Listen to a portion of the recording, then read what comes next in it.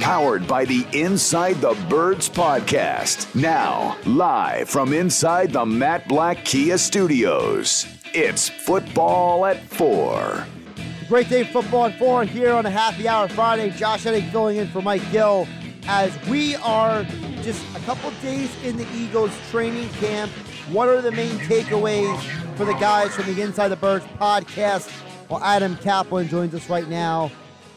As it's that time of year where Adam is back on the road again. Adam, I know this is a big time of year for you. Appreciate you jumping on for a few minutes. How you doing today?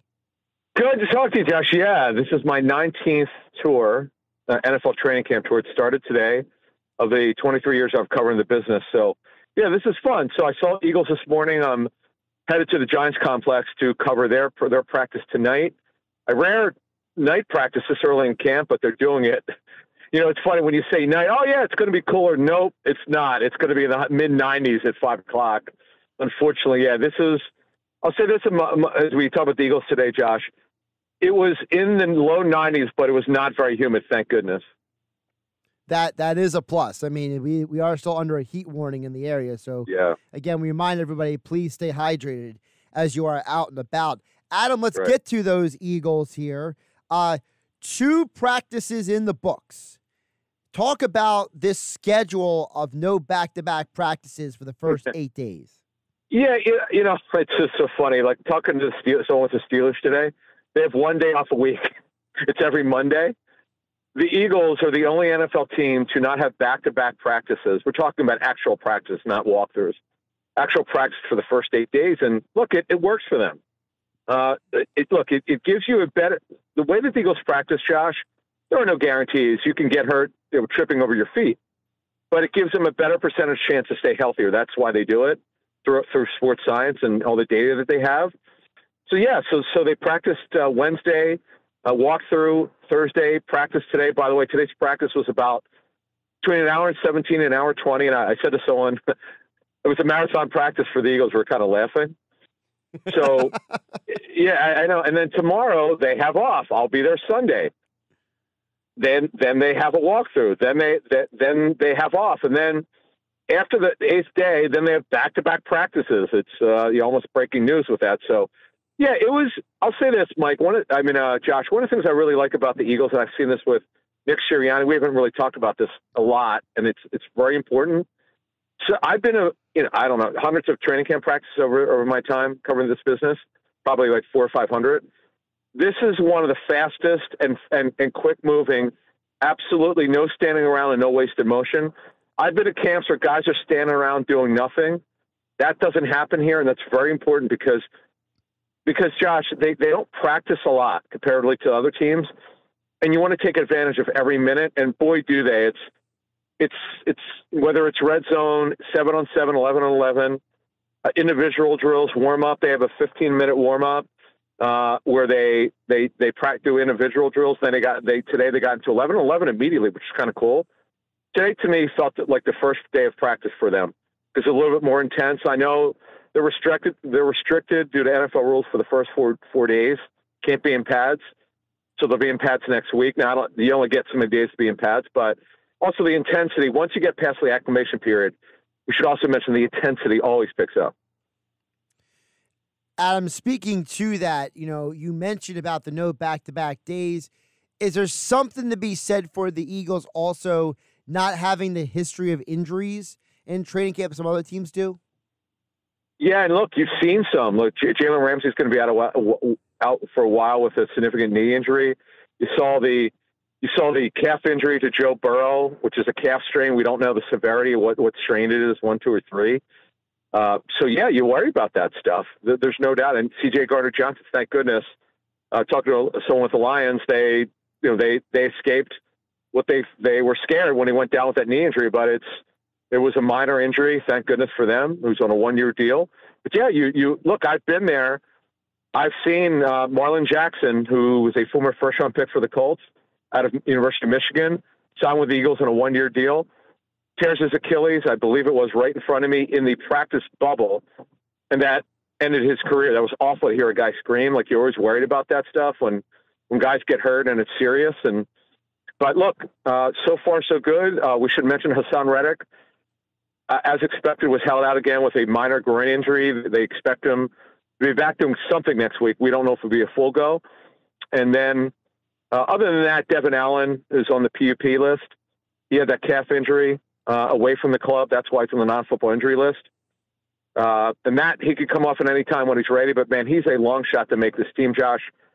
They were, as we noted on our show, actually late last season, he would be back, and they wanted him to work as a receiver in OTAs. Obviously, he was unable to do that because he was running track. And that's unfortunate because he's so fast. As we saw in that Browns preseason game, Josh, last year, right, when he scored in that 9 route. But the fact of the matter is he's on the outside looking in right now. Adam, with Devin Allen being on the non-football injury list, does that benefit anyone in your mind? Well, we noted we didn't look into this yet. We will. I'll look for this on Sunday. Like Rashad Penny's a guy. Not that Rashad Penny is competing for him against for running back job, obviously, but as a kickoff returner, we noted that Penny probably would work returning kicks with Boston Scott and others. Essentially, Deion Kane, because Deion Kane returned kicks in the USFL. But we'll have more notes on that for our Monday show on Inside the Birds. But yeah, I don't think it really matters. Devin Allen, even if he had been healthy, would still be in a long shot. It's even more now. So that's the look. Special teams are not so special last year. Let's call it like it is. Right. Though Boston Scott surprised us. He was actually a very serviceable kickoff returner, which is no one really knew that, and he did a good job. And look, right now, Josh, if the season started today, he would be their primary kickoff returner. But as I tell people, and we should mention this first 2 days of practice, no matter what reporters are tweeting, just take it. It doesn't mean a whole lot. You know, anyone who goes, I've learned this through 19 summers of doing a tour and 23 years of covering this business. I've been fooled before. Just you write it down. You don't make a big deal out of it. There's very few things that are definitive after 2 days. Talk with Adam Caplan, NFL insider at Caplan NFL on Twitter. Inside the Birds podcast, InsideTheBirds.com here on Football at 4 on the Elite Acura hotline. Adam, one of your notes from practice, you noticed there were several players wearing very unusual numbers, among them Deion Kane, DeAndre Swift, Nolan Smith, and Dan Arnold. I mean, that must have been a little confusing having to do the double takes on the numbers.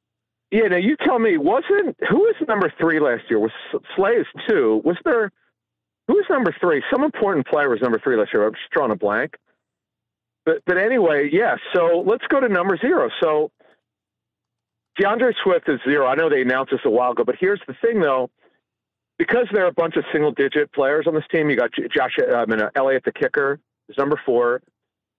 Agent 0 is number 0. That's DeAndre Swift, who, by the way, look, he's pretty good in the pass game. And the one takeaway, we'll get back to numbers in a second. I know it's only 2 days, and I don't typically make a big deal out of this, and I get it. There's a lot of passing in training camp. There are a lot of passing drills, particularly before you can hit. The backs are catching a lot of balls the first 2 days. I would tell you that's one nugget that I think is pretty real. Now we'll see as the next several practices and walkthroughs go by. But yeah, so the funny thing was, because I wanted to watch Deion Kane today. Deion Kane was 85 last summer because I heard a lot about him, and I know the number 5 job's completely open. It still is. There's nothing really. No one's won it. It's going to take a while. But he is not number 85. He's, I think, 39. Am I right? 38 or 39. So that's correct.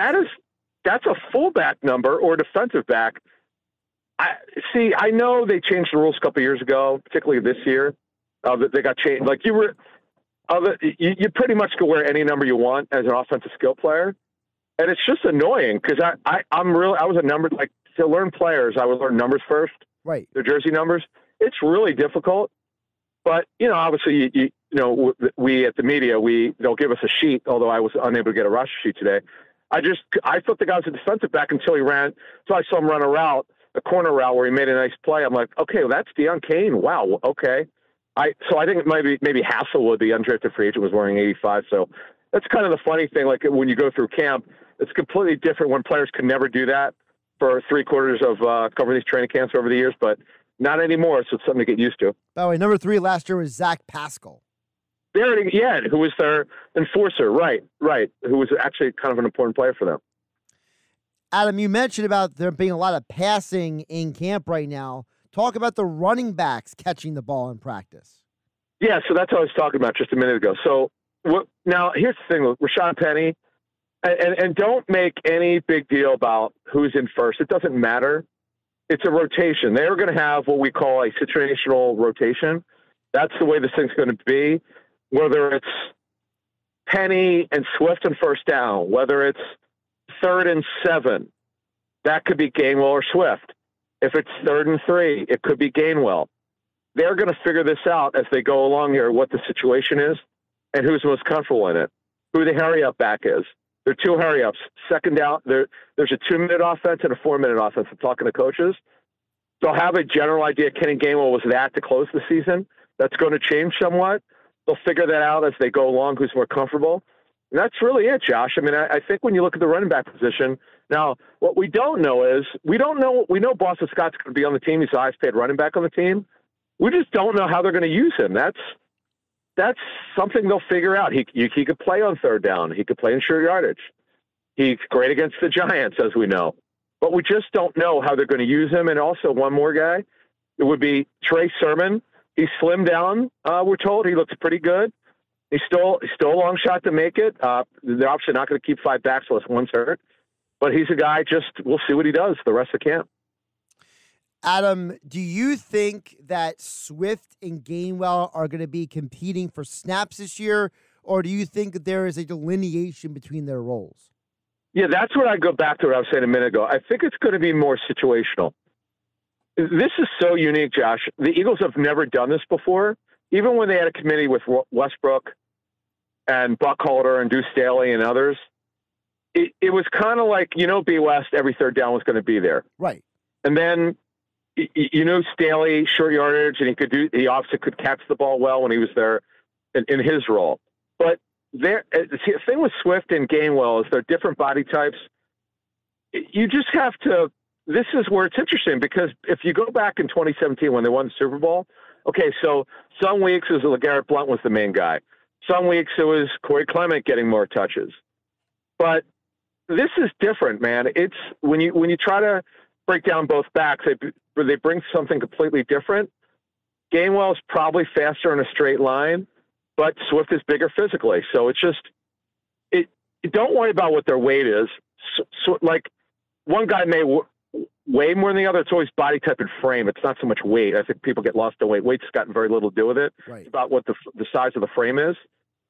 So that one's a good question, Josh. I think that's going to this is where the coaches have sort of an idea, but they have to let it play out.